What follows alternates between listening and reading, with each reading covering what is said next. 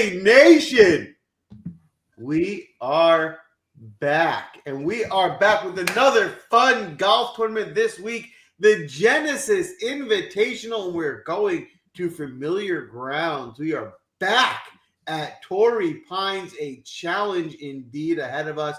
A more loaded field, so you don't have to hear me saying another JV tournament. This is as strong as the field as we've been getting for a non-major in 2025. So I'm pretty excited for this week. What is interesting is it is a cut event, but there's only, 72 golfers in the field. So only if 20 or 2 golfers or so are going to get cut, which does change the strategy a bit because there's a higher percent chance you'll be able to get 6 of 6. But we'll get into the draft and we'll talk through it. Spence, nice haircut. How you doing tonight? Thank you, Joel. I'm doing well. Didn't get to watch the show last week. I'll let you talk about who ended up winning or who we thought ended up winning that. But glad to be here today, as you kind of talked about, and we can discuss this more as we get into the course breakdown in a second. It's the top 50s and ties that are going to make it to the weekend.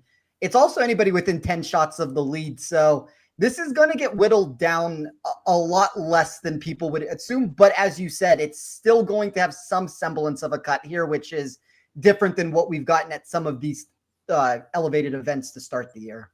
Well, we're not moving off of you, Spence, without a congratulations. You are also been nominated for Fantasy Golf Writer of the Year. Well-deserved nomination, an award that I would hope you will bring home this year. It is well-deserved. You've been nominated before, but this year you're coming down with the crown. Spence, tell us, are you going to win the crown?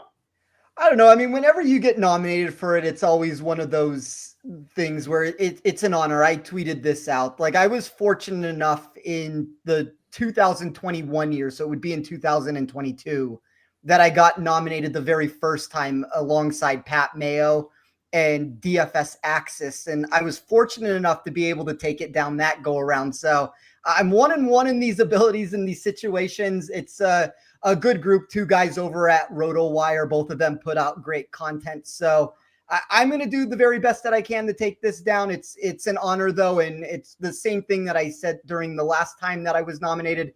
I wouldn't be able to do this without everybody who tunes into the show, anybody who reads my content. At the end of the day, it is everybody out there that's tuning into this show right now that really keeps this going. So as much as this is an award or a nomination that goes in my direction here, it goes from everything that we do from this show, everything that I put out in the space, everybody who takes in the content. So it's just a big thank you to everybody. Hey, and it's a thank you right back at you. We appreciate, you put a lot of work and effort into this every week. You put a lot of information out there. You put a lot of time and research into making sure you get it right, and it helps everyone. So we really appreciate all the effort and time you put in. I hope you get the recognition you deserve. I will add, well, I'm going to change the wording here. Award history is a factor we're putting into play for this. You should win because you've won it before. So, the award history, course history matters at this course. So I think award history should matter. You're known to be a winner. My money's on Spence. Really quickly on that, Joel, yes, 100% does technically matter there. But one of the guys I'm up against, Len Hochberg, I believe he's been nominated 6 times. So it's been 5 times before this go around. He's won it 4 times. So not quite the 100% conversion, but Len seems to get himself across the finish line when he gets himself in those spots also. Your competition there. Funny, it shows you how small a world this is. I don't know Len well. But through the grapevine, I found out that Len was actually college friends with one of my dad's best friends. Just shows you how small world it is, how we all kind of get tied together some way or another. So I wish him the best of luck, but honestly, Spence, I hope you take it down. David, how you doing tonight? I'm good, mate. Yeah, look, amped for the tournament. A shame I'm not going to get to see Tiger in action because I was on radio earlier today and just speaking about the 2008 US Open at Torrey Pines, which I remember fondly watching with my dad and being like, Dad, you've got to watch what Tiger's about to do on this golf course here, and sinking that putt on 18. And this was back in the day when it went to a full day 18-hole playoff.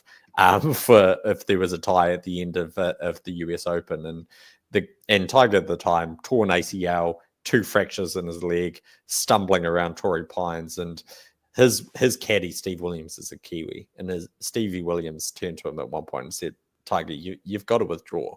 You got to withdraw," which is a theme for this show. Obviously, you've got to withdraw because you're just going to injure yourself. And Tiger, this is later come out. Tiger apparently turned to Stevie and said, "Stevie, if I'm winning this tournament," and that's of course what he did. 18 holes in the 18-hole playoff, they were still tied.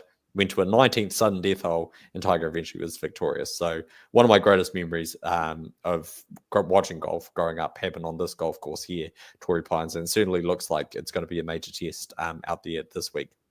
I'm glad you told that story. That's one of the classic stories of all of golf, of Tiger kind of winning a tournament with a broken knee and barely can walk, but it's Tiger Woods, right? And that's the legend that is one of the greatest golfers ever. So always great memories to have it at this course particularly. Last week was fun. We did a 3-man draft this week. I'm glad to get back to a 4-man with Spence here. We didn't calculate the score. So, audience, because we love you, we're going to give you the win. We're just going to give it to you. You win. You are the winners. You may have won. We don't know. We didn't calculate. But we're going to say, audience, you won. So, you can pick the order. The first person in the audience to put an order in the chat, whatever order you put, it will be the order tonight. So, go ahead, drop an order in, whatever we get. That's what we're going to go with for the draft. If we don't get an order by the time I finish or by the time Spence finishes the course breakdown, then I'm just going to pick the order for you. So, because you weren't engaging them. So go ahead. You have however long it takes Spence to give us the course breakdown here at Torrey Pines. Now, Spence, is there anything different you're going to give in the course breakdown you gave a couple weeks ago when we played the same course? How are you breaking it down this week at Torrey Pines? I'm going to keep it relatively short. I mean, I think the main difference to look at is you're going to get all 4 rounds at the South course rather than the North course getting thrown into the mix. You also have extremely thick rough. We've seen golfers like Ben Griffin tweet out how thick it's going to be. I do have some theories on how that's going to impact play and what that means for around the green statistics. The course is going to probably be wet. There's rain in the forecast. It's going to probably rain on Thursday and Friday, but a lot of at the core of what we talked about of long iron proximity, you get almost a 6% increase in that area from 175 plus yards. Talked a little bit about the narrow fairways, the thick rough, going to be thicker this go around. The fast POA, that's the other thing, I guess, at the end of the day is that now you're going to get all POA over 4 days rather than what you were getting at the North there. But, if you really want like the in-depth breakdown of it, you can go back to that show that we recorded a couple weeks ago. I don't know if either one of you two want to add something different to the mix, but from a statistical perspective, I looked at a lot of the same things. I just added a little bit more emphasis to that thick rough. All right, David, anything to add from your perspective? Yeah, look, I think the rain is going to be a significant issue. Like there's a lot of rain on Thursday, a lot of rain on Friday, a lot of rain on Wednesday leading into it as well. So like it's going to be pretty wet.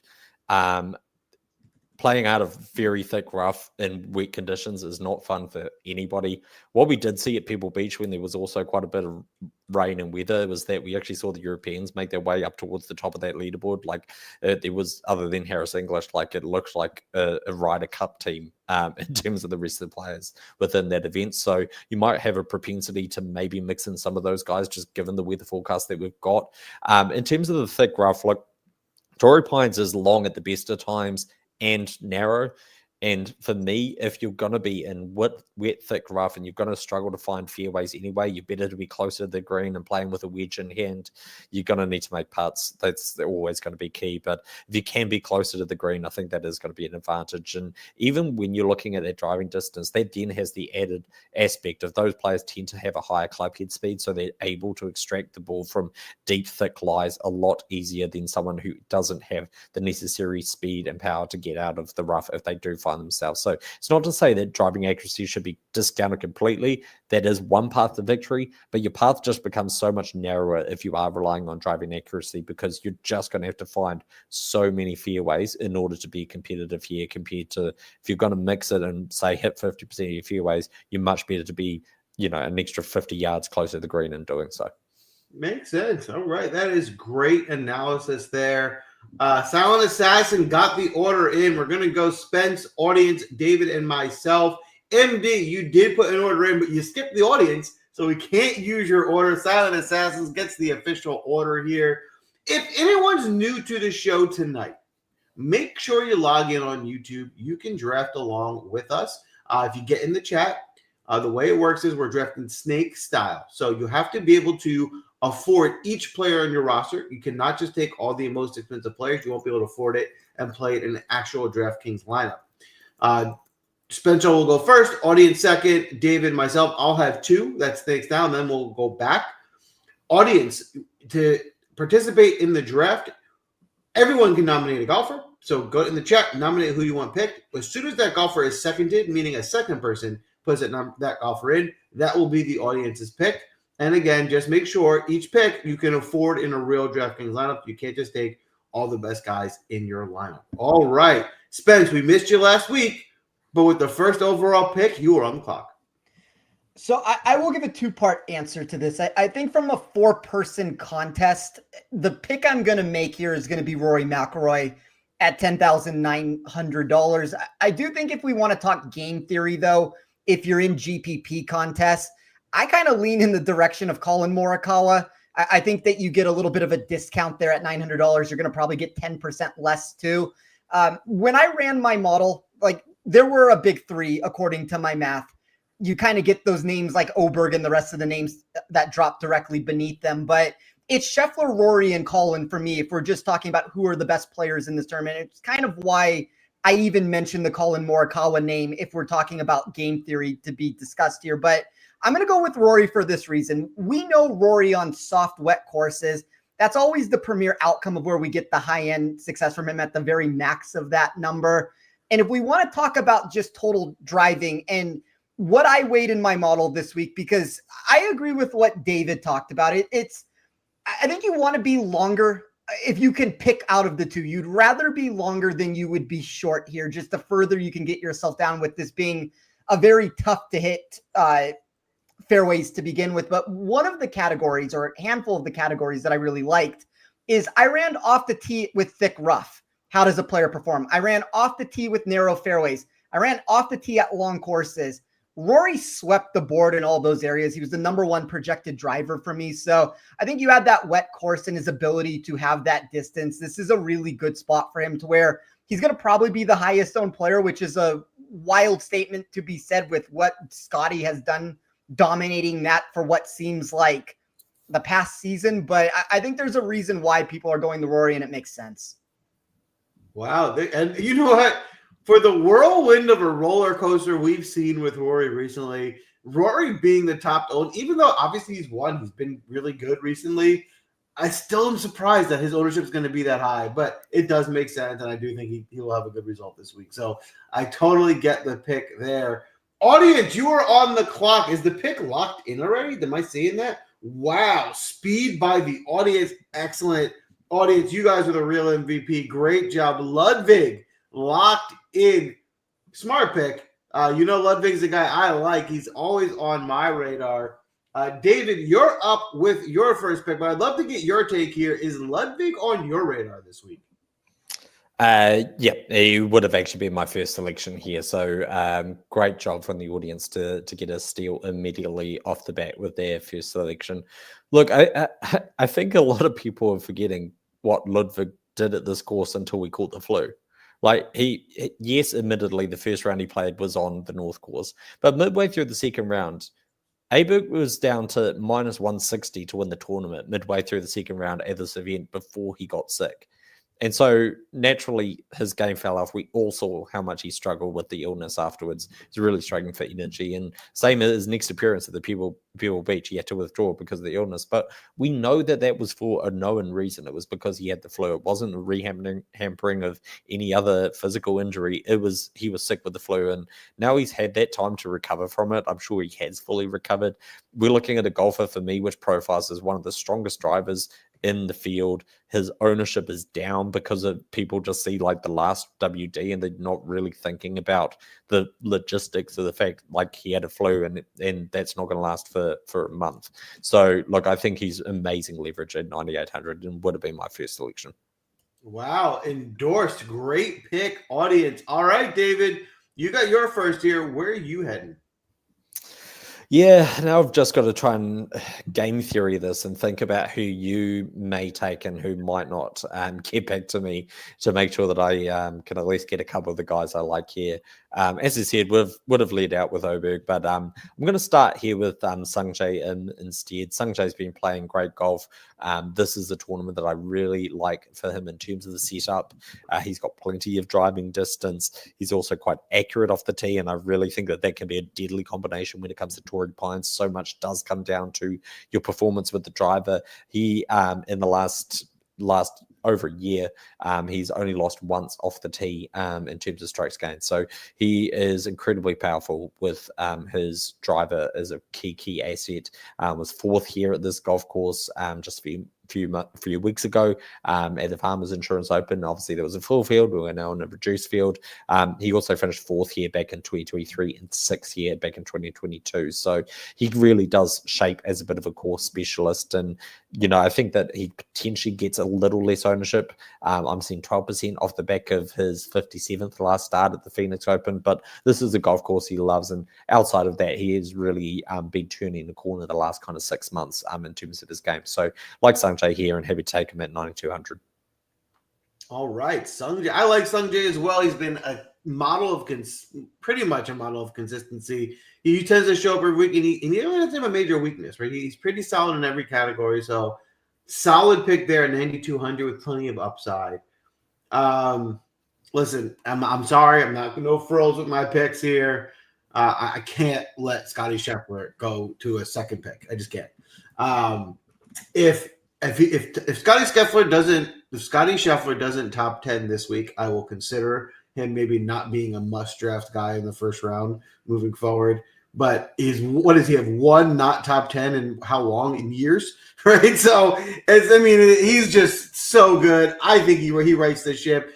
Even on Sunday, right? He started off red hot and then kind of like fell apart on the back nine. But if you looked at the front nine, people were like, is he going to make a run at this? Like, he was just like birdieing everything. I think he puts it all together this week, and we get back to this guy that we all know, and top 5 is coming. If not, he can come out and win this tournament. So 12-3 is pricey. So there is plenty of strategy around not playing him. You can get a more balanced lineup. I totally get that.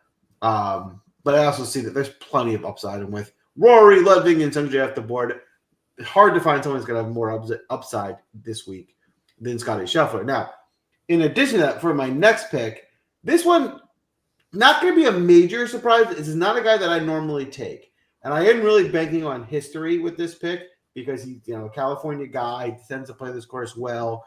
I'm going to take Patrick Cantlay.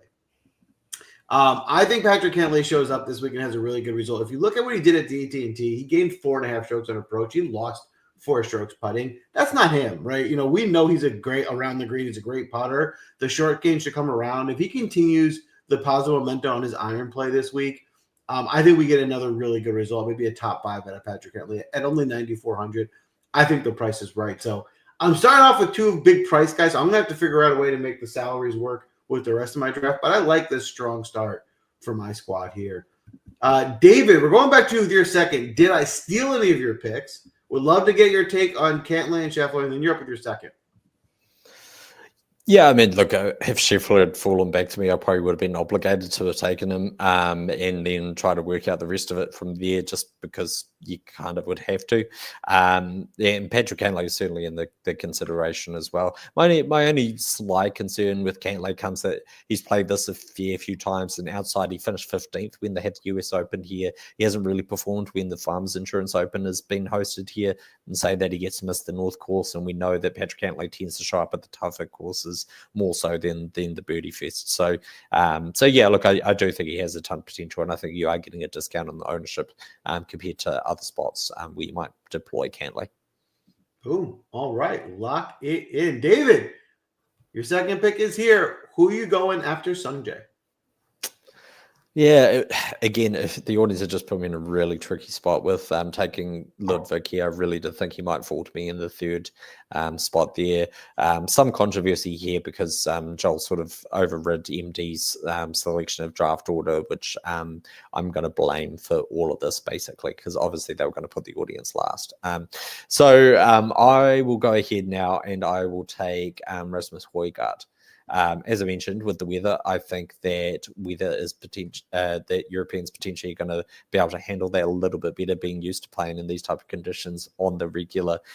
Look, Rasmus really missed out big time in terms of the DP World Tour qualifying cars, the PGA Tour a couple of years ago. The guy who beat him was Matthew Pavon, who birdied 4 of his last 5 holes, snatched the last spot away from Rasmus, and Rasmus had to wait another year in order to get his PGA Tour card. Now that he's earned it, he's started twice and he's played really well in the 2 tournaments that he's played so far. So I think that he's really undervalued at 8,300. He's in the top 3 in this field in terms of driving distance over the last 6 months. He's got tons of distance off the tee, and he's played twice on the tour so far. He finished 22nd at the Pebble Beach and 12th last week at the Phoenix Open. So I think that it's a tournament that's going to set up really well for him, especially with his driving distance and his elite approach play. He's a very, very good putter as well. So happy to roll the dice on him at 8,300. I think he's great value. Boom. He did look good last week. He was popping. So when I saw his name this week, I was intrigued. 8,200. That price could be low. If he finds some consistency, that will certainly get up to the 9K range with a few good results here. So I like that pick. Audience, another great job with the speedy pick in Taylor Pendrith. He's a guy who I think is on the rise. I like Pendrith a lot. And I think that was a good pick. I think he'd have a good result this week. I really like this start to the audience's draft. Spence, you got 2 here, but I would love your take on Pendrith first. So I like every selection for the most part. I know we can't play everybody at the end of the day, but there has not been a pick made of the first 7 that I have a glaring problem with. I do want to circle back, though, just for 1 second, Joel, and discuss Patrick Cantlay. So I run my model every single week. One of the things I always release in my article are what players provided the most consistency in their results. So for me, it would be I ran 7 statistical categories this week. What players landed inside of the top 30 of every single category that I ran? And funny enough, all the names are off the board. Rory, Scotty, Sungjae, Patrick Cantlay. If you look at what Patrick Cantlay did at Pebble Beach, and maybe this is a little bit of an outright betting answer, maybe this is a little bit of a DFS discussion to be had here. Through 2 days at Pebble Beach, and at Pebble, he was one of the more popular names. Everybody wanted to bet him. He went down to a sub 20-1 total. I understand Pebble is statistically a better course fit for him, and we've seen that with the results, as David alluded to, than we've gotten here. But one of the things that comes into play with Cantlay, at least if you want to look at what was happening at Pebble, he was the number 1 projected scorer in my model when I used actual ball striking and then threw in the baseline statistics from the short game. If it wasn't for the short game that he provided over the opening 2 days, I really think we may have been looking at a golfer that was at the very top of the leaderboard. And then the weather kicked up. Maybe the weather kicks up here and the same problems occur. But I do like the Cantlay play. I always like Cantlay in California. I always like Cantlay on POA. So Cantlay was going to be my next selection. So that is technically a direct steal there, Joel. I think the Scheffler Cantlay start's a very savvy way to go. But I'm going to pivot away from this, and I'm going to keep this very short here. I talked about this at the beginning of the show with thick rough. And when you have thick rough around the greens, one of the things that ends up happening that I have noticed throughout my model is it emphasizes ball striking, and it does somewhat neutralize some of the around the green game just because a miss becomes so glaring for everybody. It's an impactful miss when you're chopping out of thick rough versus to when you're trying to get cute and creative from around the green. So while around the green is going to certainly be something that matters, you're going to have long iron proximity, all those things that come into play. I'm still looking for golfers that can possess an upside with their ball striking. And I was trying to find what names, when you start throwing 3-putt percentage or avoidance, I should say, scrambling into the mix, what names end up skyrocketing for me in my sheet. And there were 2 names that did it, and these will be my next 2 picks. Victor Hovland at 7,900 and Akshay Bhatia at 7,100. I think if you look at the recent statistics from Akshay, you're going to see an alarming last 24 rounds from him. Remember that he lost over 8 strokes during one of those events. I don't think the data from a short-term perspective is quite as stout as it's going to be from a long-term answer. So I'll take Hovland and Bhatia here. It's a little bit of a different route that I plan to go at this moment, but 2 guys I definitely was wanting to get onto this lineup at some point. I will start off by saying Hovland is definitely a steal. I was hoping to get Hovland on my next pick. It's just crazy to see Hovland with a 7 in front of his name. I mean, as much as we maybe not have seen the elite of Hovland play where he used to, this is still an elite talent. And to see him that cheap in this field, there is certainly plenty of upside. He might not be the perfect player, but I feel like they really cut his price a little bit too much. I think there's a lot of upside and value in that pick. So I love the Hovland play there. Audience, you're back on the clock. Looks like some nominations are in. We'll still need that double. David, let's go to you. Are you interested in Victor Hovland and Akshay Bhatia this week? Yeah, it's an interesting question because when you get to an event like this in signature events, we all know that the ownership tends to get condensed in similar places. Like that we're in a reduced field. So don't freak out when you see a golfer who's on like 12% ownership. Like typically that would be really, really high. In a lot of these ranges, 12% is going to be like the baseline, if not lower than the majority of other players around them. And that's simply a factor of the fact we are in this smaller, reduced field. I do think he possesses a lot of volatility, but he also possesses a lot of upside as well. He finished second here in 2021 at the Farmers Insurance Open on Torrey Pines. So he has got that upside. We obviously know the talent, and he's on record as well this week himself, saying he's not as far away as perhaps his results look. So, look, if he can find something, I think he's an interesting name down in that range where you can perhaps roll the dice a little bit. I would have thought he'd be a bit higher than 14% ownership, given some of the other names he's kind of surrounded by at this time. But I guess that's a factor of where his game is at. Ooh, all right, there you have it. Audience, after a hot start, we are concerned. What happened? Pick's still not locked in. We need to lock it in. So if we don't get an answer in the next 5 seconds, I'm going to let Spencer pick for you. Spencer's going to make the audience's pick. Audience has 5 seconds. See, Spencer, please. Go ahead, David. Please make them take Danny List. And whatever Spencer says goes. There's no backsies. Zach, I'll even allow you as the captain of team audience, Zach, if you just lock it in. Looks like that's it. Dang it, it's a steal. I really wanted Burger. All right, things are not going the way I would have liked, but Sia locked it in. Thank you, Sia, for. Oh, but now we have Zach saying Lee. I think it was Minwoo Lee. Minwoo Lee it is. Forget Burger. I'm not even interested in him, so don't even pretend like I didn't say that. Minwoo Lee locked that in. Great job, audience. David.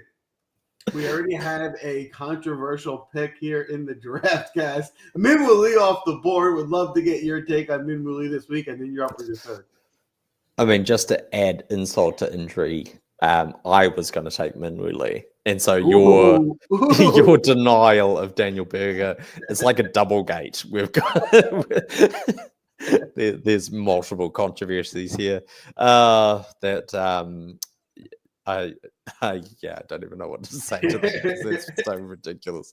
That's fun though. And no, see, it's not Danny Lee. It's Danny List, who's even worse than Danny Lee. So it would have been great if you guys ended up with him on your team. But yeah, look, Minwoo Lee it is, as I've already said, that would have been who I would have gone with. I think particularly the thing that draws me to him is his performance in US Opens. We already know from the Farmers Insurance Open that this was US Open-like conditions then. Harris English, who was a perennial performer in US Opens, won the tournament. The rest reads like a US Open leaderboard. Minwoo Lee's had a 5th and a 21st in the last couple of years of the US Open. Has also found success here. He's got tons of driving distance. I think it's a really good spot, and he showed up last week. He looked really good at the Phoenix Open. So I think there's a lot to like about Minwoo Lee this week. But unfortunately, can't take that. At least I know one of the picks that Joel's going to be making. So in lieu of that, I will go. What is Berger priced at, actually? No, he's no. You're not interested in him. So he's 69. I think I've still got to take this player just in case you do take him. I'm not going to take Berger despite the second place last week. I'm going to take Gary Woodland here at 6,600. So as we mentioned, a lot of correlation between Torrey Pines is a US Open venue to start with, but a lot of correlation between US Open leaderboards and performance on Torrey Pines. Gary Woodland is a US Open winner. He has played very well at this golf course again last week. Looked good, 21st. I don't think Gary Woodland is really getting the credit for the way that his game is turning around at the moment. We obviously know that he had the brain tumor and sort of mental struggles after that, recovering, and his approach play has really been improving. He looks to be in a really good space. He's had finishes of 16th, 22nd, 21st so far this year. He's had 5 top 20s at this event over the years. And I think the other thing to add is we've found with the signature events that players who have already wanted to go to these tournaments and play at these courses have also tended to do better rather than those signature event players who have earned their way into this event, but this was never part of their regular schedule and they didn't go out of their way to go and play it. It's the guys who have played it regularly who have tended to go out and play really well. This has always been part of Gary Woodland's rotation in terms of his courses. He's got good results here and he's playing great golf. I just think he's far too cheap at 6,600. Woodland's one of those guys who's just trending in the right direction. He's playing well. Things are going his way. And you play him on the streak, right? I can only imagine Woodland will probably be playing this well all year, but he is right now. So now is a guy to go at him at 6,600. I like the Woodland pick. I wasn't going to take him on this turn, but he is someone that I will be playing this week, and I do like him for my other teams that I'll be drafting this week. I will be taking Daniel Berger. I love the way he played last week. I think he's turning that corner. He's coming back. The ball striking is there. The one thing about Berger people aren't going to love is his distance isn't really great off the tee. So he'll be sacrificing a bit of that, but he will find a lot of fairways. So if he makes up for what he loses in distance by being in the fairway more often, I think that will be okay. And he looked so good. His all-around game looked so improved. I think we're seeing the turn of Daniel Berger back to his old form, which is basically one of the elite borderline all-star golfers in the field. And I think we'll see this price continue to go up throughout the season. I'm going to follow this pick up, though, with a guy who I've been taking a lot recently. He's been on our radar. He's playing great, and that's Nick Taylor. And Nick Taylor has just been in great form. And if you look back, right, his course history here is okay. But I look at that as a really big positive. He's made the cut here a bunch. He's only missed the cut here twice, and one of those was his first try in 2015. Other than that, he only has one. He has 2 times he's beaten top 30. He got a T20, T26. So he's a lot of in the 30s and 40s, which is kind of like mediocre. But if you think about it this way, he's playing his best golf now. So all those past results that we're looking at were a player who wasn't as good as he's playing now. You're getting a better form out of him. His ball striking has been absolutely spectacular. And we're dating back all the way to the beginning of the calendar year. So beginning of 2025, he's gained over a stroke in every tournament he's played on this approach. A little bit of a mixed bag around the green, but he's also been putting really well. So you just align the hot putter where he's gained 2.8 strokes at the Waste Management. He gained over 5 strokes at the Amex. He gained 2.5 strokes at the Sony Open with his putter. With the ball striking that you're getting from Nick Taylor, again, he's another guy who distance is definitely not going to help him off the tee, but he'll find fairways, which I think will help him. That will be his edge. I'm not going to go all in on distance. I am trying to find guys with distance, but I think these are 2 guys who are in great form in the 6K range that have the upside to get you top 20s to go after a GPP, especially if you have a roster with Scotty Scheffler. David, you're back on the clock here with your 4th pick. Would love to get your take on Berger and Taylor, and then who are you going to take next? Yeah, well, look, obviously I liked Gary Woodland more than Daniel Berger because otherwise I would have taken him there. I did consider just for the pure enjoyment of the show doing so, because that just would have been funny. It would have been tit for tat if you gave the audience Minwoo Lee, inadvertently stole Minwoo Lee from me via nefarious means. But yeah, look, I do think Daniel Berger is certainly playable. He'll be in my player pool. His performance in US Opens kind of speaks for itself. And the second last week, we know that at his best, if he is at his best, he's a top 10 player in the world potentially. So there is all that to still come. Nick Taylor, the concern comes with the distance. Again, it doesn't mean that he can't find success, but it just means that his path to victory is narrower. He's going to have to find a ton of fairways and really be playing from the short stuff all the time, just because he doesn't possess the driving distance to otherwise deal with missing fairways. So 2 solid selections there. I am going to go and take a favorite of mine across the years, because we all know I love my DP World Tour players, or my DP World Tour graduates, and I'm going to take Robert McIntyre, the Scotsman. Performed really well on the DP World Tour at strong driving courses. Emirates Golf Club and the Dubai Desert Classic particularly comes to mind. 6th last week at the Phoenix Open. He's long and straight off the tee, which I think is a really good combination, especially here. And he's priced down at 8,100. I mean, Data Golf have him ranked as the 20th best player in the world. World Golf ranking is 14th in the world. So I think he's priced a bit too far down. And also, if the weather is going to get a bit curly and a bit rainy, obviously being a Scotsman, that's all to his strength. Really strong driver of the golf ball, and I think he's great value at 8,100. Boom. Bobby Mack off the board. Here's a name, another guy I think is on the rise. We've seen some really good results for him. As David has mentioned on previous shows, he's also been playing really well in Europe. So the form is there. This guy's coming out here on these recent tournaments and had good results. I think Bobby Mack is a guy that should be on our radar for the rest of the season. So I like that pick there. Audience, I see some nominations are in, waiting on that second to final the pick. But while we wait, Spence, let's go to you. We've had a few picks since we last heard from you. I'd love to get your take on the last few picks between Woodland, McIntyre, Berger, and Taylor. I love the McIntyre pick. That was going to be my next selection. Like at this point, it is what it is with my lineup, but it was probably going to end. Let me make sure I'm not giving in. Well, I guess I'll keep it closer to the vest for 1 second of what I was going to plan to do, but he was going to be one of the names. My model absolutely loved him this week. Cool. All right. There you have it. We're all aligned. Bobby Mack is in. Audience, we're still waiting to finalize that second pick. Spence, while we wait, do you have a take on Berger and Taylor as well this week? My model liked Daniel Berger. I mean, you kind of alluded, like there's going to be certain options in this field, whether it's Berger or Russell Henley, where my model was a lot higher on some of these shorter hitters in the market, or people seem to be on it. Like Berger and Henley were two of those names that, even though this is a course that you want distance on, they still seem to find success inside of my model. And if you look like specifically for a name like Henley, he played the US Open here in 2021, top 15 the tournament. So, you know, I think there's a lot of names that make sense. And I guess now that I've mentioned Henley, like it was going to probably be Bobby Mack, Henley, and then round it out from there. But no, it's the Bobby Mack pick's a good one. I also like Berger. Well, there you have it, right on cue. Audience locked in Russell Henley as you were giving that high praise. So, Spence, there's a reason why you were nominated for Golf Writer of the Year, and there you have it. We are all following your lead. Audience, great pick there. And 8,600, the price is right, I think. So I think it's a pretty good number.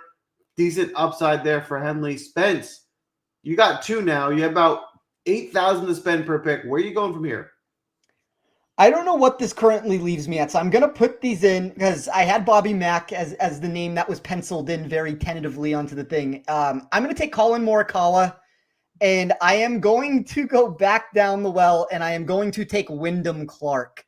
There is a lot inside of my model from an upside perspective, and I think we can say that most weeks with Wyndham, and I know the ownership is starting to trend a little bit in that direction, but one of the things I always run is win profiles. What golfers most closely resemble people that have won this event in the past? And you can find that inside my model this week. Like obviously Scotty's the number one person that's going to be at most courses, but Wyndham Clark ended up cracking the top 5. And any single time that I see that with him, I'm always intrigued to want to play him.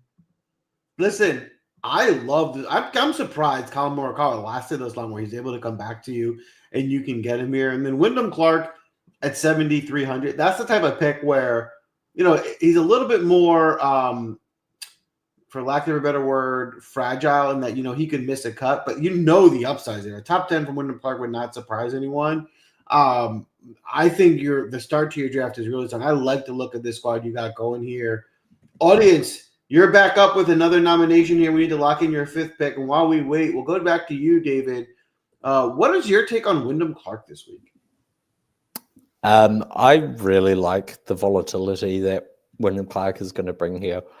we saw last year the way that he played in signature events, and it was like as soon as the money, the prize purse got up, it was like Wyndham Clark showed up at every single tournament. Like, and the rest it looks like he really didn't care about them.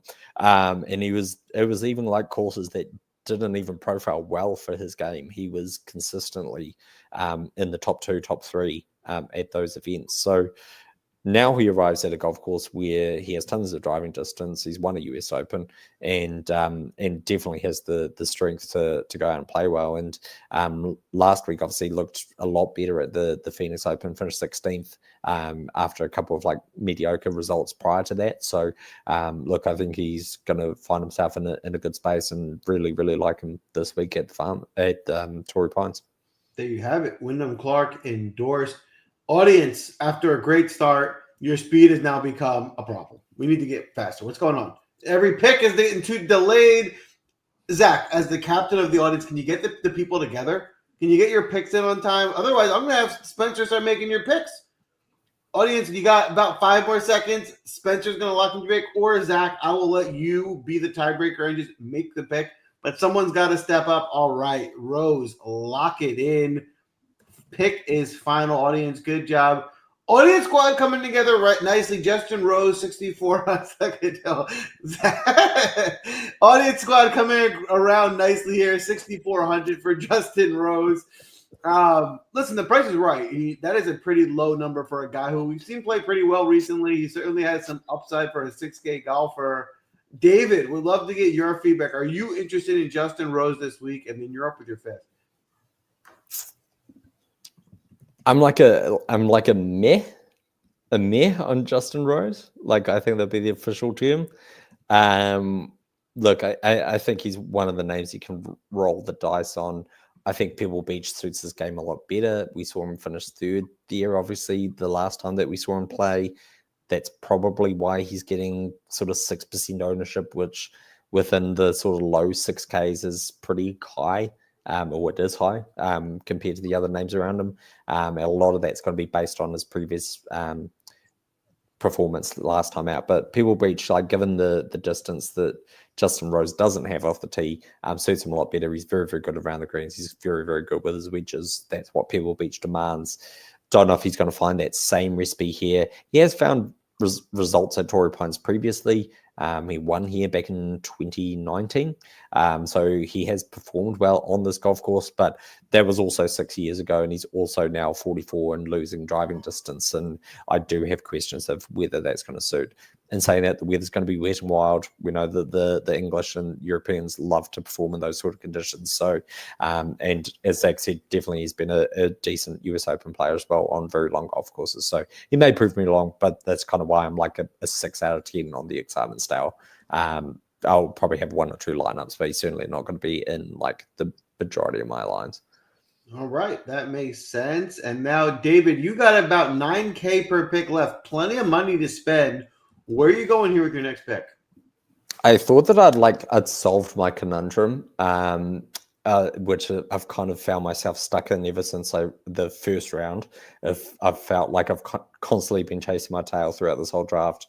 And unfortunately, that involved taking Taylor Pendrith, who I just realized that the audience took with their second pick.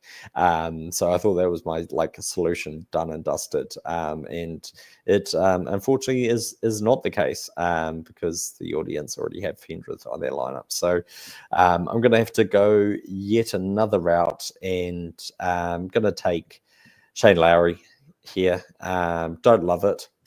But the fact that he can perform well, obviously in wet weather, on longer courses as well, he's both straight and decently long enough off the tee. I would love to be at a little bit more driving distance. He's played well at PGA National, which tends to be a pretty good guide for strong drivers.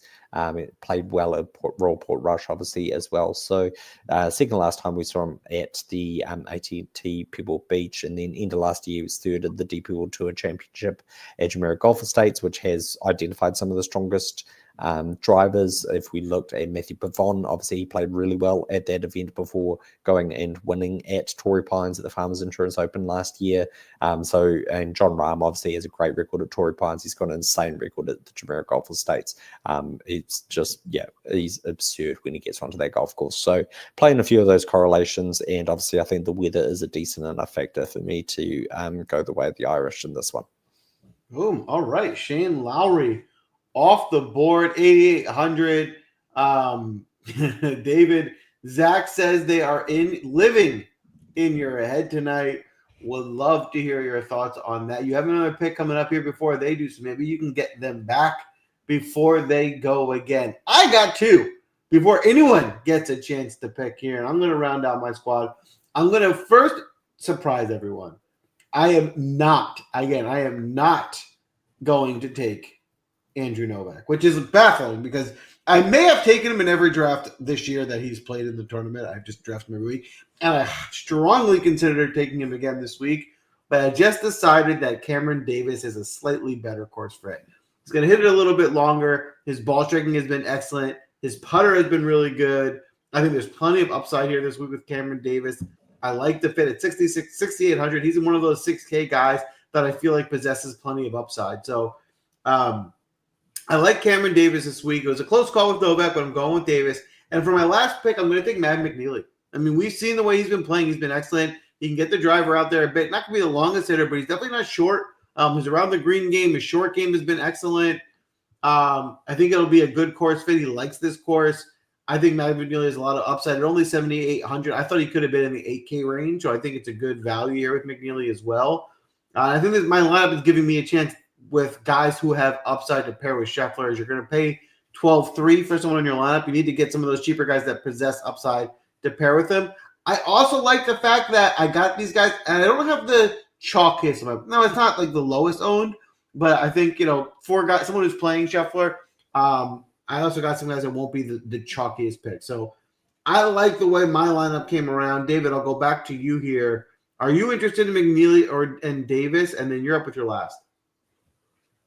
Look, I think they're both within going to be within my player pool. Cam Davis, obviously, we know on longer golf courses like the Rocket Mortgage, where he's got a couple wins now where drivers come into play. He gets to use one of his biggest assets. Very, very good with his long irons as well. And then Matt McNeely, as you said, has been in excellent form. He really does look like he's elevated his game over the off season, and he shows as one of the better values on the board. I also like with McNeely, they got Minwoo right there, and Minwoo's going to take a ton of ownership. So I think that you can perhaps get a little bit of leverage on McNeely there, because I do think that most people are going to click Minwoo Lee over McNeely. So if you do find yourself in those sorts of situations, sometimes taking the alternative name and taking someone who's half the ownership is just the right call, just as a leverage perspective. All right. David, you got to round out your squad here with your sixth.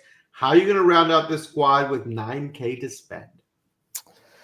Yeah, look, I don't love it. I don't love this build overall. As Zach said, the audience has been in my head tonight, and they probably won this battle, but hopefully across the course of the season, I can win the war. So, I would have loved Oberg. I would have loved instead to have rounded this out with Pendrith.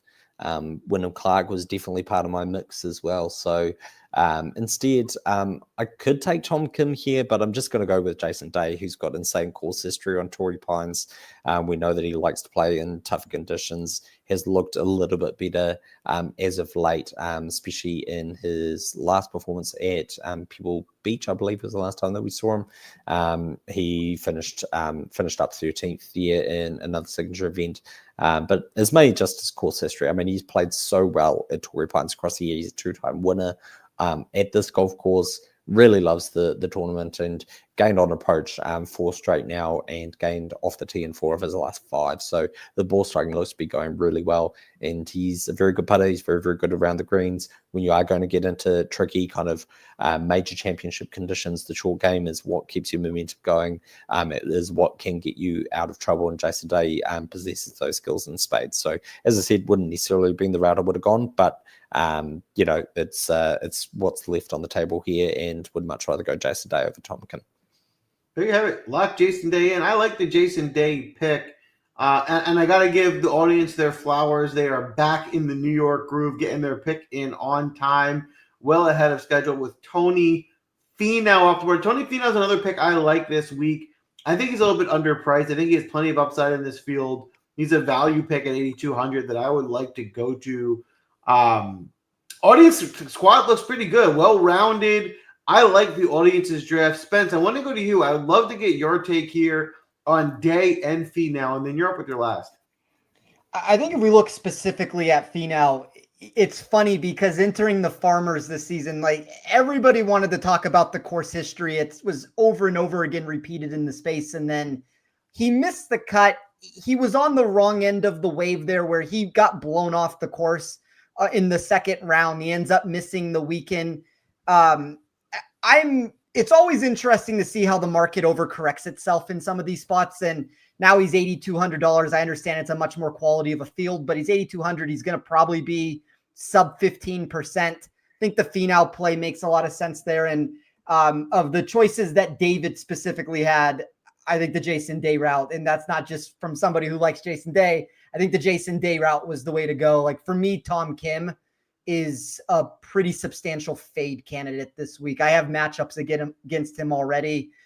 Day's course history speaks for itself there, but I'll round it up with my pick right now. So one of the things I just did in my model, and I just ran it as we were having this conversation, trying to figure out if there was a player down here in the bottom end of the range that would fit this specific two categories I was looking for. So I just put a threshold requirement in my sheet to where did a player grade inside the top 30 of my model in strokes gained total on difficult and long scoring courses? And was this player inside of the top 30 of my model for expected scoring? There was one name 6,800 or less that fit that requirement. Didn't necessarily have a massive take on him one way or another, but very unlucky missed cut candidate during his last outing. I was actually watching a lot of that down the stretch and he ended up falling apart at the very end there. But I'll take Matthew Fitzpatrick as just another guy of this lineup that I know the results recently don't look great, but if you look at what he has specifically put together off the tee over the last three, gained in all three, and he finally gained with the irons again after losing in 7 consecutive tournaments before that. So I don't mind trying to be ahead of the curve. It's like there are certain players like Zalatoris, Fitzpatrick, all these names that when they are at more challenging courses, we always think of them to have more upside. And at 6,800 with this lineup that I currently have, I'm fine to take that risk here. Boom. All right. Lock it in. Get the upside. And as you know, with Spence, he's a strategic drafter. He always has been. Fitzpatrick, definitely a name that we know has been at the top of leaderboards, maybe not in the best form, but 6,800 for Matt Fitzpatrick certainly does seem like the right price. That's a wrap for the draft tonight. Let us know which team you think is going to win. I think we have 4 very solid teams here. I am looking forward to seeing how this plays out. Again, we'll come back next week. We'll crown a champion, and we're going to do it all over again. But don't forget to smash the like button and give us a follow. It goes a long way. And if you don't already, make sure you follow Win Daily. Before we get you out of here tonight, we are going to provide you with our first round leader plays. But if you sign up for Win Daily, you get all of our outrights. You get our expert picks. We get Steven's ownership article that releases Wednesday night. If you're playing defense, it's critical to know what ownership looks like to make sure you can find an edge. You also get access to our Discord. We'll have weather updates. So if there's any weather changes around the rain or wind heading into tee off on Thursday, we will give you those updates to make sure you know if there's any place to get an edge when handicapping this tournament, you have it from us. Well, as I promised, we will be getting into our first round leaders as well today. And with that, we'll start with you, David. Who are you targeting in the first round leader market? So I've got 5 this week. I'm going to start with one of the favorites, actually, Rory McIlroy, who you can get at 15s in the first round leader market, but only 8s in the outright win market. We've seen him make a good few fast starts as of late, including an 8th, a 1st, and a couple of 4ths in his most recent tournaments after the first round. So I think this is a golf course that really sets up well for Rory. Gets a nice early tee time as well. And look, the spread of tee times, given it is a smaller event, isn't large. I mean, they're going off over the course of about 2 hours, but any little edge you can get could be the difference between getting the first round lead or not.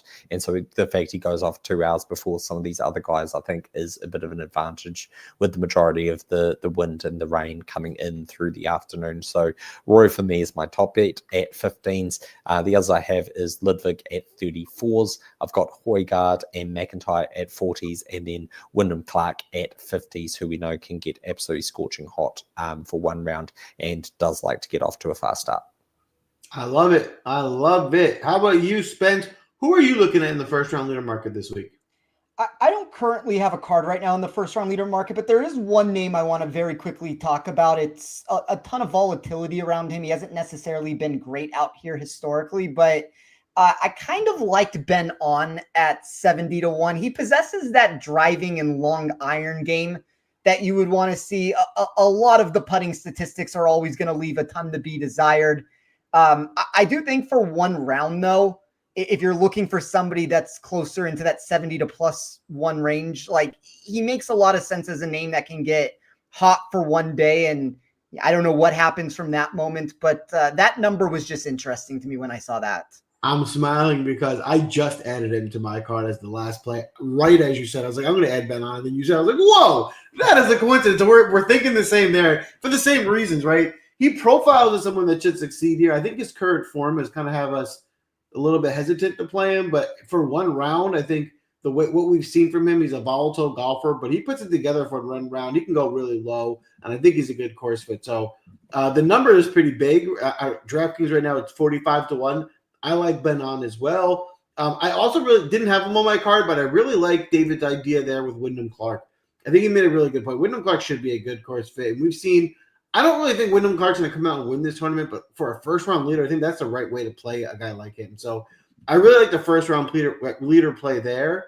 For my card, I like Victor Hovland, I think, as a first-round play. I don't know if I would like him to go out and win the tournament, but we've seen him get hot for a round. He gets those irons dialed in. He goes really low for a round.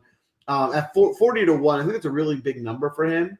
Another guy I'm going to put out there, I think there were these guys, and I know for sure Ludwig was on David's car as well. I like Ludwig for a first-round leader play. We've seen him get out to these hot starts in the first round. I'm thinking he's back to healthy. We'll come out and show out to get to see the version of Ludwig we all got used to.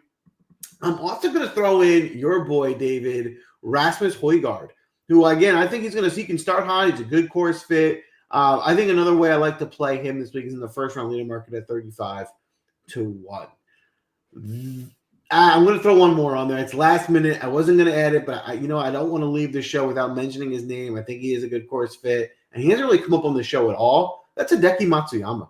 I think Hideki could be another first-round leader. I'm surprised we haven't mentioned him on the show, but 28-1 I think is a good number, and we've seen him come out to some hot starts this year, so I think this could be a good spot to target Hideki as well. All right, that is a wrap for the show tonight. Genesis Invitational. We're going to have some fun this week. And, of course, don't forget to smash the like button, give us a follow, and come back. Draft with us again next week. Did I forget anything? I mean, the one thing I will say, if we're just looking at these lineups, whether it's right or wrong is not the point I'm trying to make here, but very interesting that Justin Thomas wasn't selected. I've seen his name a million times throughout the space of people having him on an outright card or wanting to play him for DFS. I kind of envision that there might be a world that somebody takes him in the first round. So for him not to be picked, I don't know if that's very savvy of this show. I don't know if it'll bite everybody in the ass at the end of the day, but I was very surprised to see that. We'll see. I will say, as this show, we pride ourselves on not being the same as every other show. We like to be different. So I think it's savvy. We'll see how it plays out. The good news with golf is we'll have a result on Sunday, and we'll see. But we are different in the industry. And I'll be honest with you, when you get our expert picks this week, he'll probably be one of the guys I'm going to have in the chalk that I will be fading. I think people are kind of going a little over-adjusted to Justin Thomas right now, and I haven't fully come around to it yet myself. How about you, David? I was absolutely going to say the same thing as Spence. I was really surprised that Justin Thomas didn't get taken. I think there's a lot of very good evidence that his game is getting into a very good space. We got him for the Masters at 50-1. So good luck finding that in your future markets now, given the way that he's been playing. So another great reason to be signed up to Win Day Sports is you get all of our future bets as they come out and as they get placed. So for all those sitting on 50-1 Justin Thomas tickets, they're probably sitting pretty comfortably at the moment compared to where they are in the market at the moment. But look, maybe that's the answer. You've got Scheffler there, you've got Rory there, and then Justin Thomas is the guy who misses out because of those big names right above him. And so that could be really, really sneaky. If he goes in and finishes, say, top 3, you've got a ton of leverage from an elite talent. All right. There you have it. Good luck this week. See you next week.